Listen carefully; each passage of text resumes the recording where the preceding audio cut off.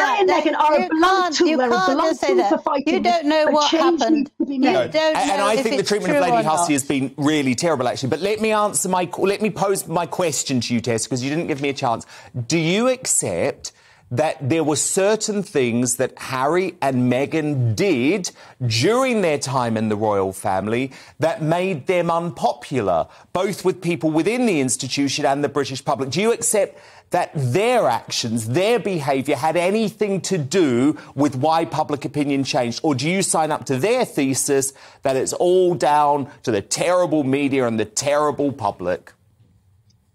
Dear Dan, it doesn't work well for your black and white clash, but these issues are always grey. Of course, she came with Californian pretensions. She was a celebrity marrying into the British institution of celebrity, the ultimate institution of celebrity, which is modern monarchy. And yeah, she had her agenda, and I don't think she'd have ever lasted in the royal family. Okay, good. I'm glad you admit that. I'm glad you admit that. Was not fit. It was not fit for purpose. No, but she didn't want. She did not try. She did not try. She never wanted it to work, Angela, did she? That's the point. And I'm glad you admit that, Tessa. She never wanted it to work. She came in to prove a point, Angela. She thought that she would come in and be on the same level as William and Catherine. And we saw in the trailer this afternoon that you say, you know, there is a hierarchy. Well, no sugar, Sherlock. You know, for goodness sake. And she pretended she didn't know the anthem. She pretended all sorts of things. She was an innocent in a... I mean, Tessa, come on.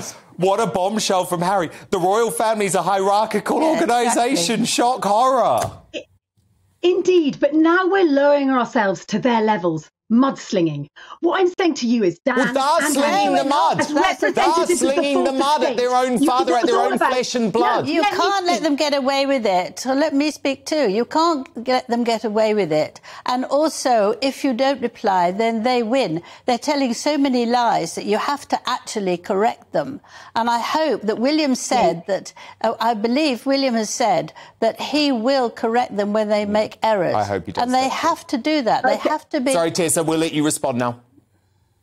Yeah, I just think, first of all, the mudslinging doesn't work. The Fourth Estate, the press, it relies on access to the royal family. So you get hagiographies, you get obsequious behaviour, you don't get decent interrogation of their recruitment processes, of the abescent throng of royal snobs that James Pope Hennessy identified in the 1950s. We need to strip that away. There needs to be proper, decent, thorough, just as in any institution of state, transparent procedures that don't exist. Harry and Meghan are a sideshow. In the end, the broad shoulders of monarchy can resist them. But if we go down to their level and sling mud at them, then we are reducing our monarchy to little more than celebrity trash. And I ask you to resist. And I also ask you for fairer, more balanced coverage. Both you and Angela. I follow you on Twitter. I saw your faux placing of the flowers. I read Angela's book. There needs to be balance. There is no baddie and goodie here. Well, what do you think we're doing here? What do you think we're doing here? And I'm sorry that if you think that me paying tribute to the late Queen Elizabeth II has anything to do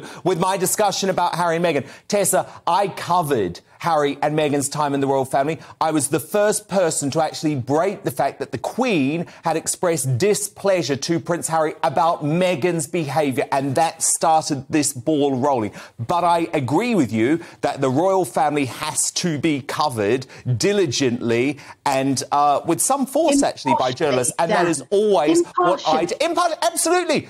Honestly, Tessa, go back and read the columns that I wrote about Meghan when she first entered the royal family. I could not have been more of a champion of that woman. What changed? Maybe her bullying of staff. Maybe the fact that she had a plan the whole time